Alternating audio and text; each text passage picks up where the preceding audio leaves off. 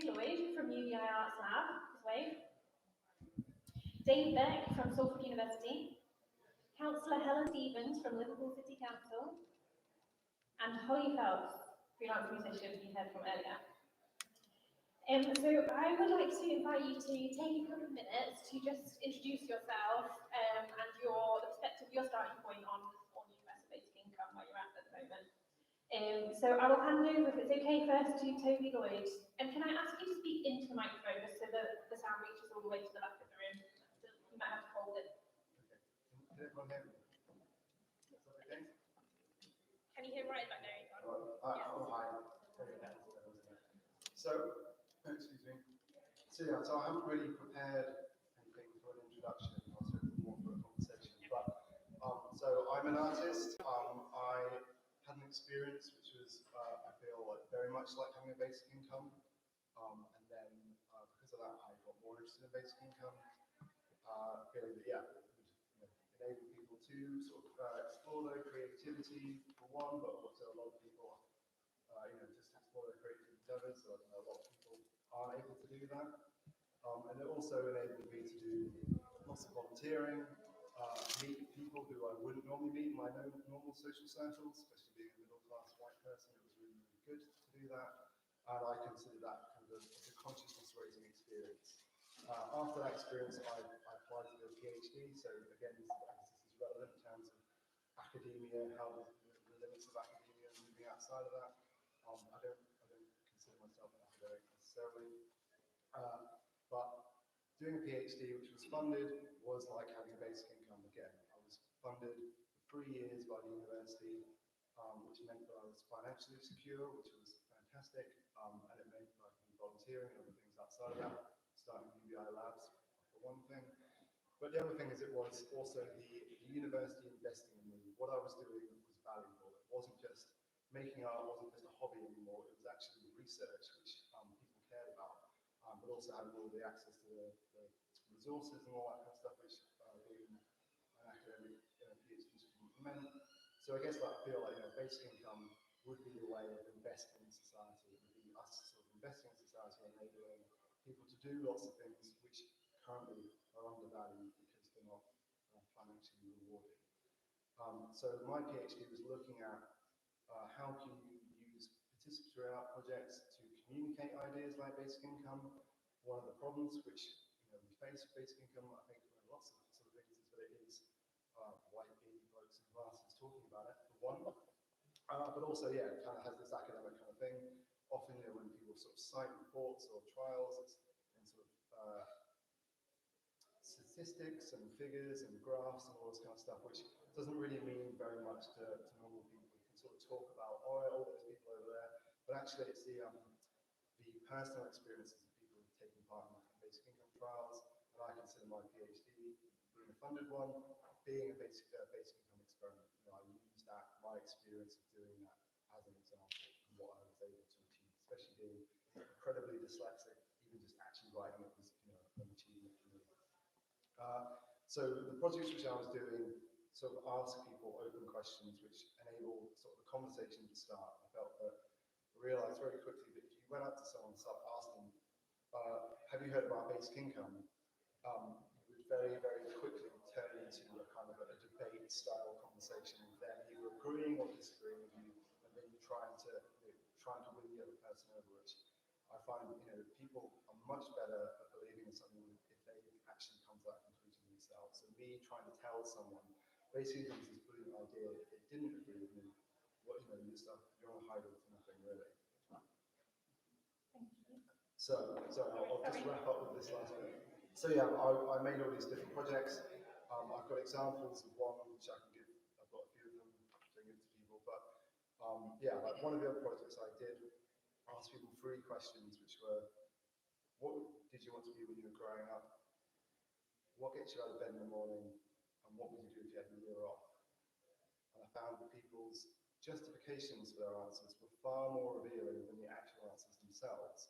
And once I had a conversation with them about their answers, then I was able to introduce the idea of, have you heard about this thing with basic income? It might enable you to do some of those things that you would like to have done. I'll leave it at that and think about some more of it.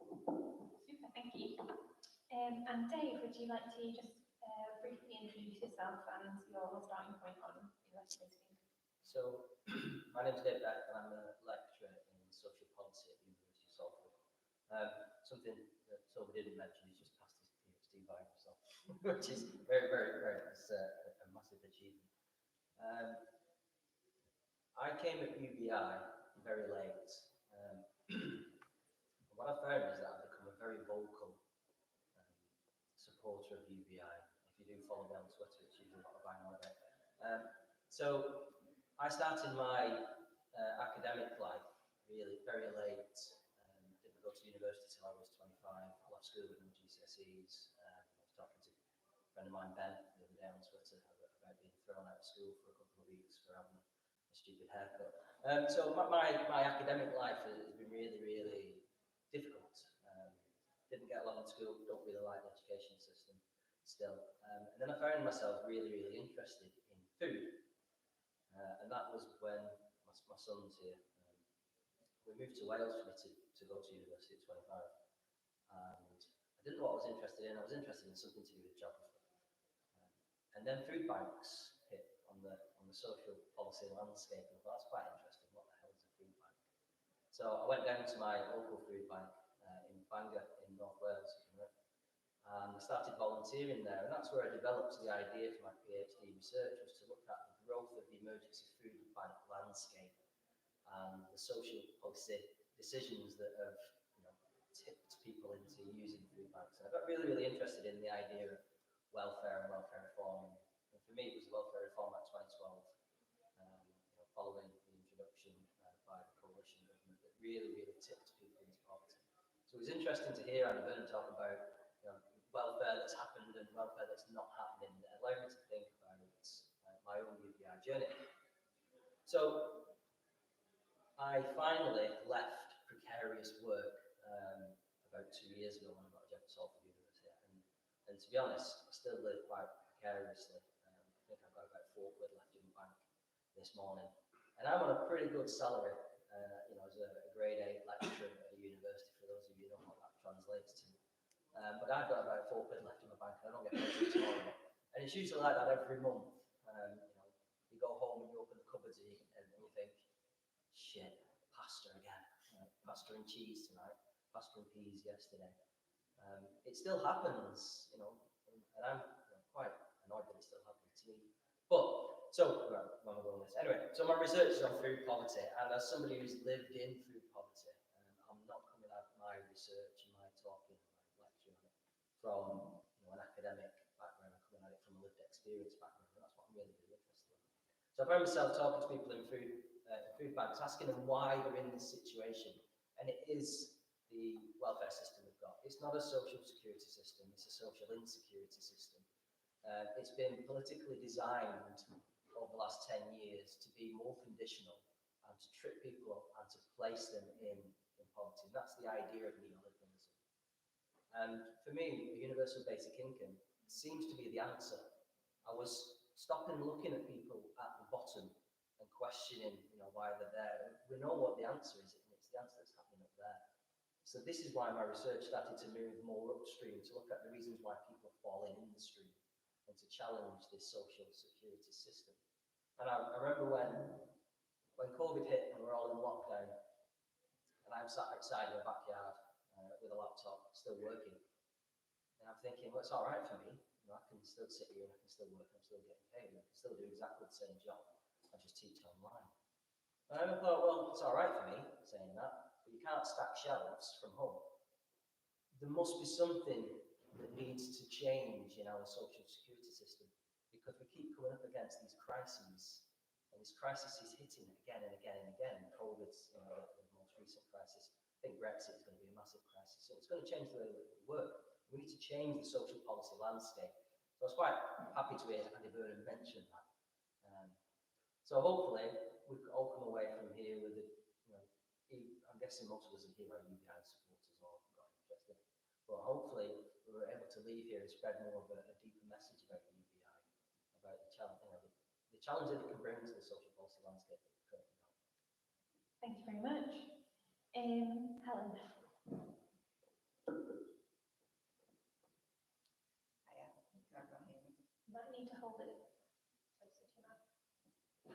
I know, it's a bit weird, isn't it? I feel like I've got my hairbrush and I'm in my bathroom. Makes me feel like I'm doing karaoke. I That's know. terrifying.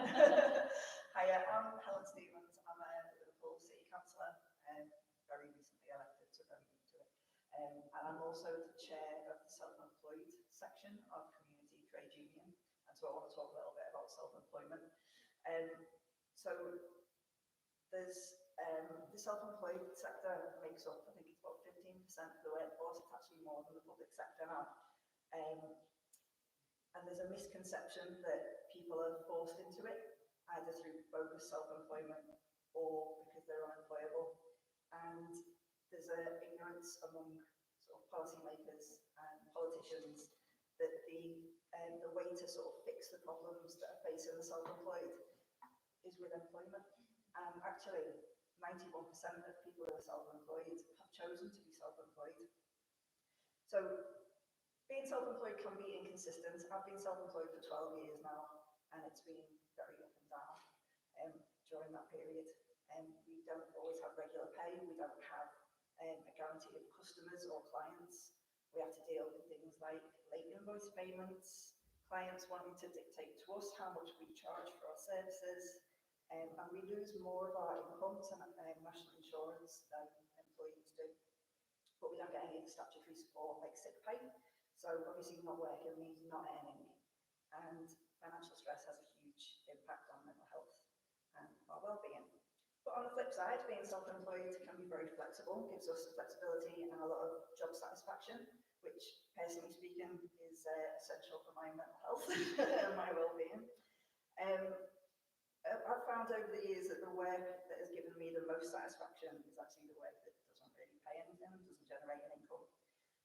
For me, that's community support and writing, and for others it might be art or music or drama, craft, things like that. So for me, UBI would give everyone a chance to generate an income doing what they want to do, what they love, with the safety net that it's okay to try and fail and to keep on trying. It'll allow self-employed workers to take breaks, to get sick and take time off to recover, and to survive both physically and mentally when they're chasing those late payments. Super, thank you. And Holly, if you could, I know we heard from you a little earlier, but just give us a reminder. Thanks again for having me. So I'm Holly Phelps. I am a freelance musician, artist and facilitator. I resonate a lot with what's been said already. And I was asked maybe a month or two ago to be on this panel, maybe a month ago. And because I have a precarious income, and I didn't really think about it, and I was like, oh yes, I do, definitely fall into that category. And I've never really even considered universal basic income until I was asked, because, it seemed like a faraway concept that someone was going to give me money just so I could be more healthier and do my work better and just be myself. So that was quite interesting. It's been fascinating today. I'll finish really quickly with just saying what that some of the work, because Kate and I from Bright Sound were quickly talking about where does music and creativity sit in this. And it's fascinating that all the people I get to work with, even being able to give them their space for their own voice. It's not me at all, I'm the facilitator. It's space for them to create. And even if they grow up and they don't work in music, I think that ability to be able to understand that they have self-worth, they have a place, and that their voice is really important. And I think universal basic income would just reinforce that, to make that a reality, rather than having to go into something that doesn't interest them and ultimately they won't stay engaged with because it doesn't serve all their skills and how important they could be as a member of society. Super, thank you. Let's go straight, I've got some questions, but let's go straight to your questions and then we'll make it up a bit. Has anyone got a burning question? I'm going to go to somebody that hasn't spoken before first. Can I invite you to ask your question, please? Yeah, go ahead then. Hiya, I'm John. I've got a question about rules. So I wonder why you don't talk about a maximum income ceiling and wealth and from a policy perspective, what do you think would be most genuinely transformative? universal basic income or the commodification of the housing market? So, would anybody like to speak on that? Sorry, because it's such a fantastic question, isn't it?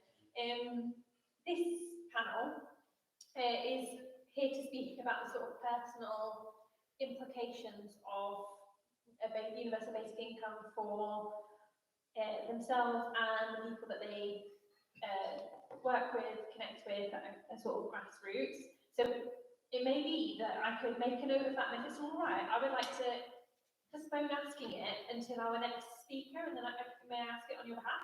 Is that okay? Super. Does anybody else like to ask a question? Would you like to make it? My name is Beck. I'm just asking, how hard was it to get into university and do university with disabilities? Because I have dyslexia, dyspraxia, and nerval tremors. So I just want to see how hard it was. So I want to be an astronomer at Manchester University. I just want to see how hard it was for you. Thanks very much for the question. So, are you okay to speak on this? Yeah? I think Who would like to take it? It's only my son. You can tell them later. So, I mean, for me, it was like just support from my family and things like that. But I mean, so I can only talk from personal experience. But going to school and I had support at school, and then went to university, and then I think apparently there was support available for me, but I, being dyslexic, didn't like filling in forms and was shy, so I didn't look for the help, so I didn't get it, and I was pretty useless at my undergraduate. And then luckily became a teacher by accident and did that for a few years. Because at school I get a laptop due to my nerval tremors. My handwriting is terrible. So I get a laptop to do typing for work. And there is a place at my school called the Hub where there's TAs to help me if I'm stressed or need support in class. So, for example, in science and history, I have a TA that goes into it, and she would write in the book everything I'm writing on my computer and my work in my book for me, just so if I need to find something easier for later, I can just find my book and find what she did. Yeah, I mean that's fantastic.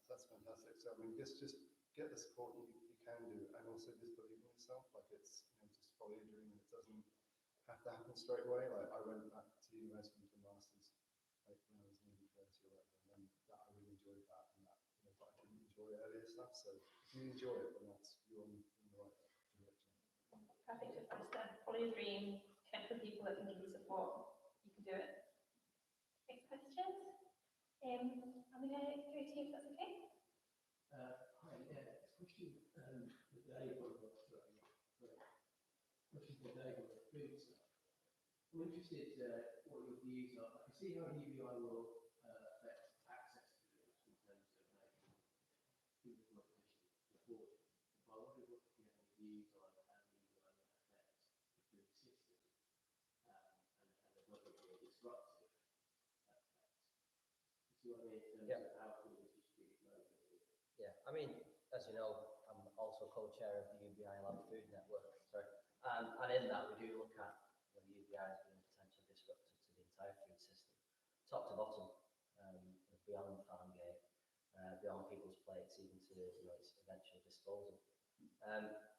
For me, I do think the UBI is a complete disruptor to the food system.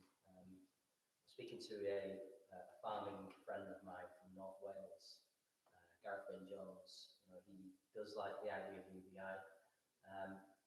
He wasn't sold on it, completely until I explained to him that it would help people, for example, to be able to use farmers markets more often. It would be able to bring a more localised approach to people's purchasing habits of food. In terms of the wider geographical implications or the impacts of it, it would support farmers in lower income countries. Eventually, if the UBI becomes a global policy, there's massive support all along the system. My main focus really is on food bank users, and I can talk quite lengthy about that. Give people stability. My view is that a UBI would close food banks overnight. Maybe not overnight, maybe by the end of the week. But I think if we did, have a universal-based thinking, there would be no need for a food bank at all, because simply people would have money to be able to buy and choose their own food, which is really quite important when thinking about food banks. I'm still in a precarious position. My mum volunteers at a local food co-op in West Arlington. I use the food co-op in West Arlington. Like I said before, I'm on a professional salary, but things are still difficult. I've got 4 kids, 4 teenagers, and he eats the most. But I've got 4 teenagers who are just like bins. They just shovel everything in. So we've had to resort to using a food co-op. £10 a week, and I get £20, £30 of food. But it's fantastic. It would end that system. And I feel as a food poverty academic, it's quite difficult for me to say to people that I've used a food bank before. I still use a food co-op now. It's very, very difficult, especially when I talk professionally about them. But that's the situation we're in, and I have to accept it as well. So I think having a UBI, will revolutionise the way that we understand and think about food. I think it will turn things on its head. I think it really is revolutionary. Maybe that didn't answer your question. Thank you. I'll take your first question, Alison. Can I ask Holly about the creative process itself? So not just having the time to do anything, but the time to create. Because one of the things about the book on scarcity, that I'm sure most people here have read, is about it narrowing the bandwidth, and you're just very focused on this and you've got to go to work. What does it do to allow your bandwidth to widen and then be creative? Yeah, thank you.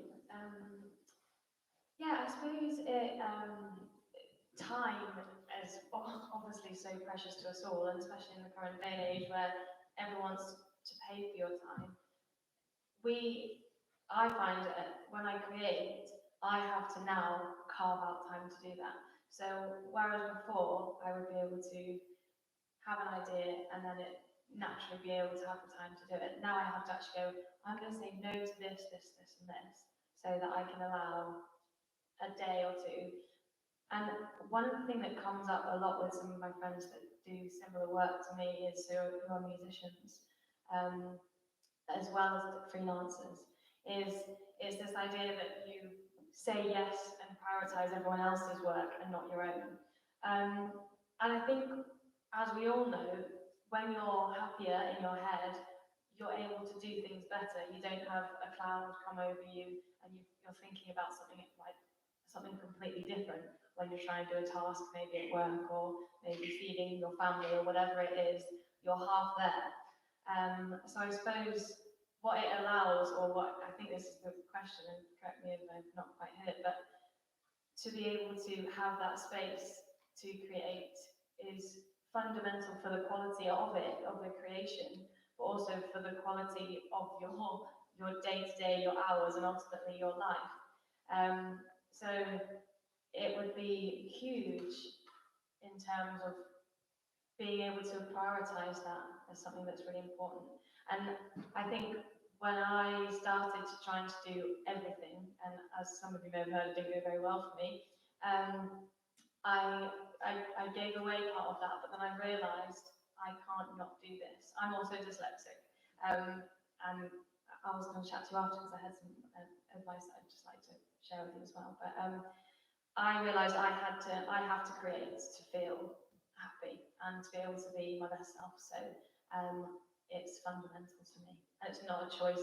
So I have to carve out that time, because otherwise I can feel my mental health really decline. Thank you. Can I just follow? I'd say, I completely agree. Time is the most important thing, but also removing the financial incentive as well. If you're making something because you're going to earn money from it, I mean, sometimes that works. Deadlines are useful and things like that. But when everything is centered around money, that limits the creativity. And I think it might sound contradictory to say, "Oh, give everyone money and then they don't have to do." That makes it better. But that whole thing of like, if someone wants to learn an instrument or do something, like the first question is, "Oh, you're going to sell that? How are you going to make money out of that?" It's just like, "Well, can't I just do it because it's makes me happy because it makes it, yeah, I'll leave it at that before I get more around. Brilliant. Hi, Helen. I just had a question in relation to the employment aspect, so the self-employment aspect of sickness and national insurance. And I was wondering whether, we know that UBI would cover all of that, but in the meantime, do you think that there's something within the system itself that needs to kind of recognise that self-employment is a form of work that should be treated in the same way as other forms of work? And I was wondering what your coping strategies are currently in order to be able to take up leave, but also what happens when you're sick. Is there any kind of mechanism by which you're able to kind of support yourself currently, or is it, I don't know. So the union that I'm involved with, I was never interested in a union because I'm self-employed, and for me unions are all about workers, but actually I work really hard and I generate income and I earn a living, and I'm a worker. But there wasn't really any union around that represented self-employed people, or if they did, they didn't really do anything for them. And when I came across Community, they'd had a campaign around trying to encourage self-employed workers to take out pensions and sort of think about their pension schemes and stuff. And I thought, well, it's something at least. And then during the pandemic, I reached out to them and said, look, we need to do something for self-employed people because, how do I get involved with the union? I'm not in a unionised workplace, there's no way for me to meet anyone else, what do we do?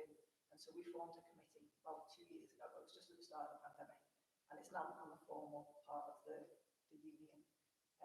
The main thing that we're looking at the moment is pushing for the sick pay for all, because from our perspective, it's a statutory thing, and we all work, so we should all be entitled to it. We're all paying tax and national insurance. We should all be getting that support when we're sick. And I think the pandemic showed that there is a capability of doing that. So there must be a way of being able to extend that to self-employed workers, in the same way that they managed it with the self-employed income support scheme. So that's kind of the big thing that we're looking at the moment. We're just sort of in the process of putting our policies together and looking at what our priorities are. But yeah, I would recommend sort of looking at Community Union and seeing, what they're sort of keeping an eye on what they're doing. For me, when I'm sick, I'm just sick. I usually just have a backlog of work and then just try and fit it in. I'm lucky that I've got a couple of retainers, so I get paid that money every month, regardless of when I do the actual work. And then for sort of freelance commissions and stuff, I'm just very honest with people if I'm sick and I have to increase the deadline or anything like that. But yeah, I've had sort of 12 years of stressing about it, and there's been some months where I haven't been able to pay the rent and not, had no food in the fridge and stuff like that. And it's a massive concern, and I find when I'm worrying about something, that's all I can think about. So then I can see work piling up, and I'm not doing the work, and if I'm not doing the work, I'm not getting paid, and then I'm getting more worried about it and stuff. So certainly since the pandemic, I've kind of got in a much better routine, and I've got better things in place. But I think having the support of the union as well, and the fact that the union has sort of recognised that there is a big self-employed workforce that does need some support and recognition. Can I just ask one, have you heard of, in Montreal there was a UBI project that happened for artists during COVID, in which they were able to get university basic income for all artists. So that might be worth having a look at as well, to see if there's something you can learn from. One interesting thing that's come up for me was recently, so I had COVID just, I think the last 5 days, so I'll just keep reading it. So I had COVID on just for the last 5 days that you were able to access that COVID support. And it was really lucky because if I'd had it a week later, then I'd have to have cancelled a week full of work and got no compensation for it. And at the moment, that's still such a scenario for me. So in my contracts, if I have COVID, I can't go to work. So obviously, and I'd rather not go to work, obviously, with COVID. But then I don't get paid for that. So it's quite an interesting kind of gap that definitely is really present in my future, which I probably will get COVID again at some point, and just hope maybe that week I'm doing more work from home than delivery or gigs. We'll see. Super.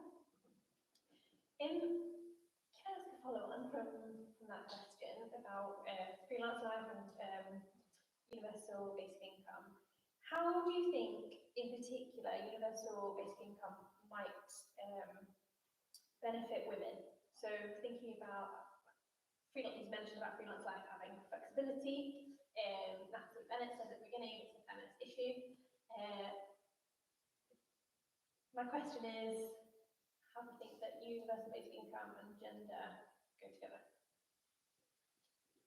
It's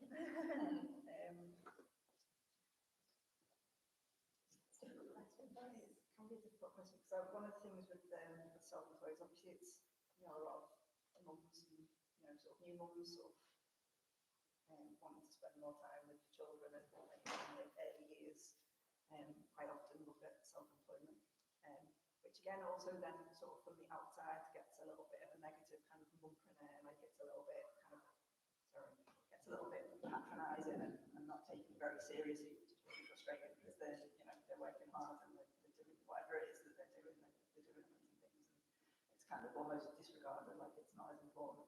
Well, obviously any kind of self-employment I think is going to benefit from UBI because it is precarious at times, and whether it's self-employment in terms of creative, like the arts, performance, whether it's a freelance, whether it's web design, accountancy, whatever it is that you're doing, there's always going to be times when your income levels change, and obviously that happens a lot. Sort of from a maternity perspective, I think from I'm not a parent, so I'm really struggling with it. But I think for mums, for new mums particularly, if they're looking at going self-employed, it's obviously helpful because it's quite a scary thing. I think if you've been on maternity leave, like my niece is on maternity leave at the moment, she's just like just can't afford it. It's like, oh, I'm so skint.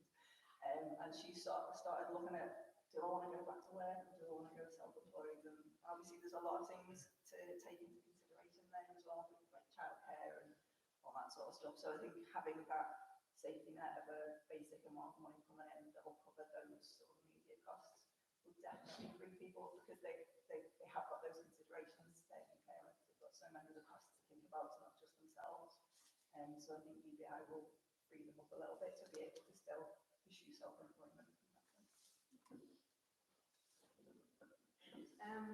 Yeah, and I was just thinking about kind of obviously pay gap issues and kind of how we value potentially women are more likely to value themselves as less, and how potentially that UBI would be interesting to see whether if everyone was accessing that, people would value themselves more. I don't know, but that would be an interesting question to ask.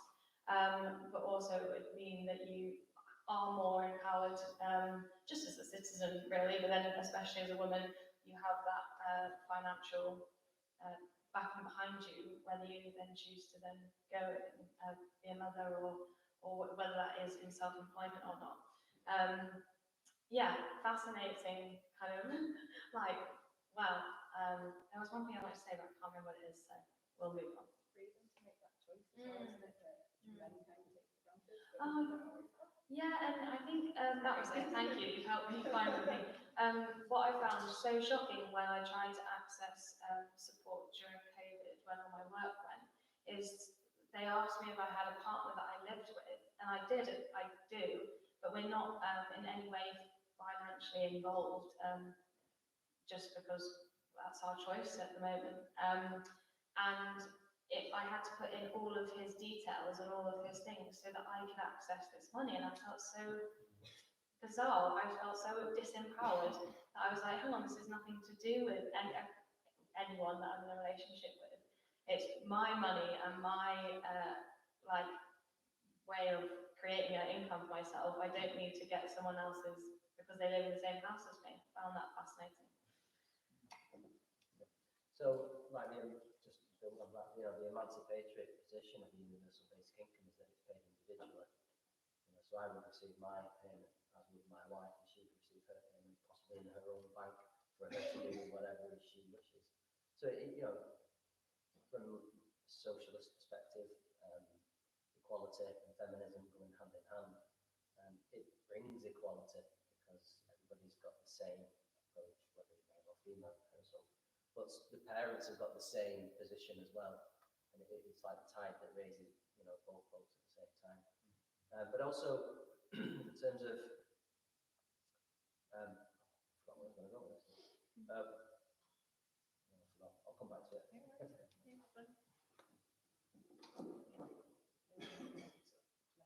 Situations as well. That's where I was going. That's where you were going, sorry. The freedom to leave. Freedom to leave. Freedom to leave. Absolutely. Does anybody else have any questions? Yes, please.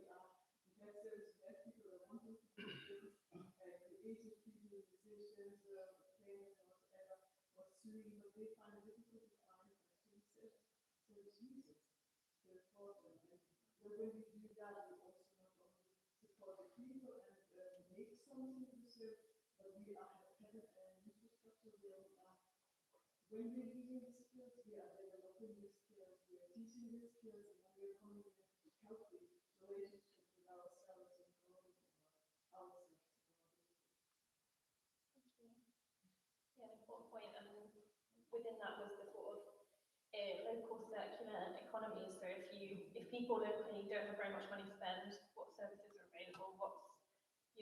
Who can start a business? Where are their customers? And if you have money, you can spend money, you can run a business, you can run a shop, etc. Yeah. Would anybody like to speak on that? Yeah, I guess, just to, I think when often people, I don't think you talk about it enough, but one of the things which gets sort of said as a side joke is that if we all have basic income, more people could become artists. And I know that naturally then it's just there'd be loads and loads of bad poetry, which isn't necessarily a bad thing. But I guess one of the other things is that, if more people can become artists, also more people can go and see stuff. I think at the moment, like you said, like you might not be able to afford to go to the music you want to go and see and all that kind of stuff. So, I think so far as I'm aware, no pilots of basic income have measured cultural production or participation as well. I think that's something. I know they're doing a pilot in Ireland for artists at the moment, which is interesting. I think if it happened in the UK, it would get a lot of bad backlash because everyone hates artists. Fox retrench gap for physicists. Exactly. Yeah, and cyber. But yeah, so I think that's the main sort of thing. More people could actually go and see stuff. You'd have bigger audiences, but more. And again, it would be that collective thing. It wouldn't be the person on the stages who's the superstar. It'd be everyone would be doing it together. We'd all be able to participate and sort of have more equal sort of instead of that performance. That's a very important point, thank you. Any other questions? I think I'm going to have time for just one more question, and then we're going to move to a comfort break. Is that right? Yeah. Before we finish, I'll just ask if you have any things that you don't feel you mentioned. Okay. So one more. We've not heard from you yet. Please, can you give your question? I'm a son of a Dutton and I'm a pensioner, and I go to give talks sometimes to pensioner groups, and if I say at the beginning, do you work, they all look at each other because they don't work for money, because we already have, most pensioners have a basic income, but the amount of work being done, even by 100-year-olds writing books, it's a demonstration to me that actually if people have that basic income, creativity, caring, getting involved in sometimes awful politics, but there are opportunities. Thank you, it's a great question, great point. Would anybody like to speak about that? So you mentioned so much in there, but essentially it's unpaid work, right? That's not valued currently through employment. Would anybody like think it was a point that I was missing before, and the lady who really just kind of prompted me to think about it as well. So it's taking the same kind of argument, but taking a step backwards again to the gender dimension about it. It allows parents to stay at home. It allows parents to grow their children themselves, you know, instead of having to be damned if they stay at home by social media because they're stay-at-home parents and they're sponging off the state, or be damned by social media if they abandon their kids, you know, in a nursery to go off to work. You know, why would you pay somebody else to be the parent when you could be paid, you know, a universal basic income to grow your own children yourself? So maybe it's not the same point you was making, but it's something similar. But you prompted me to remember what I was thinking about. So I think a universal basic income would allow that emancipation for people to be able to stay at home and develop a really, really socially aware, well brought up family. And I think that's kind of what you was hinting at, I think, and I'm kind of bringing it into because I know a lot of grandparents end up staying at home to look after the kids because the parents are great grandparents, yeah, because the parents have been so forced by the neoliberal capitalist system to just abandon the kids and go off to work to earn minimum wage just to pay for childcare. So again, the system's broke.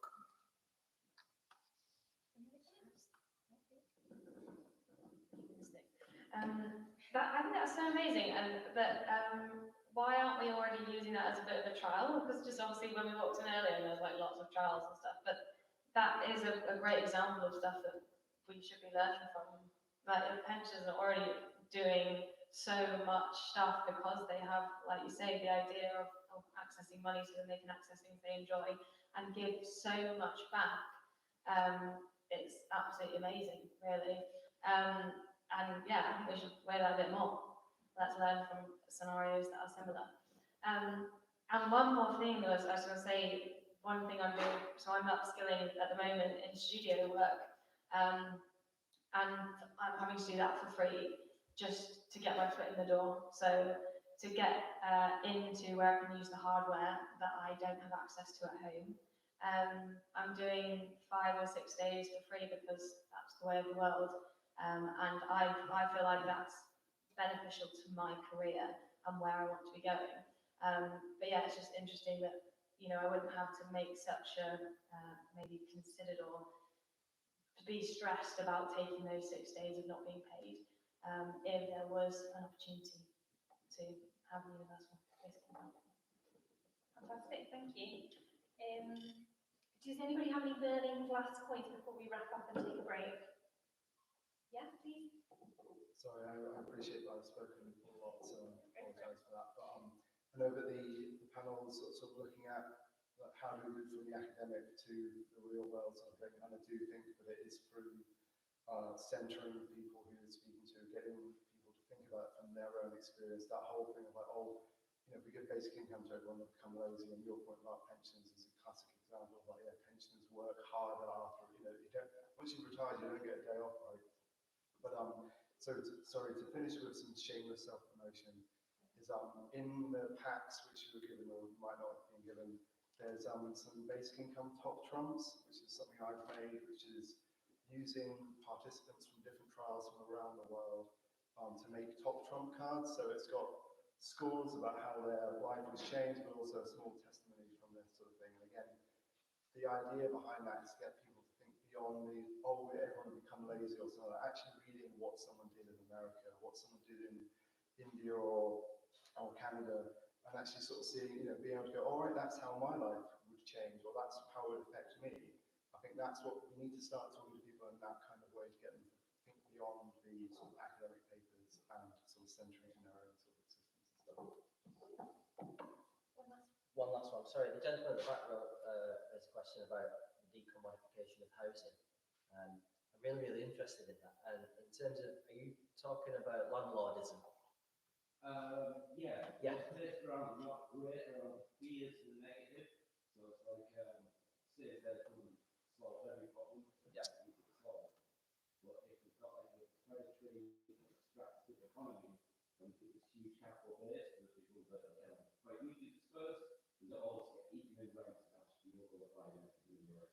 Yeah, so in terms of is a simplification of that question is, if we had a universal basic income, would our landlords increase the price of rent? Yeah. My point on that would be that it would have to come with something like bed caps, but that would be in the immediacy. In the long term, universal basic income for me is a long-term policy. And in the long-term approach, I'm a tenant. I've always been a tenant since I left home, and I've been renting for 20 years. I'm stuck in a rent trap. I cannot afford to save for a deposit to buy my own house. I'm currently paying nearly £1,000 a month to live in a shitty terraced house in Bolton. If I've got an extra pocket of money, I'm saving up for a deposit, and I'm going to put my landlord out of business unless he lowers his rent.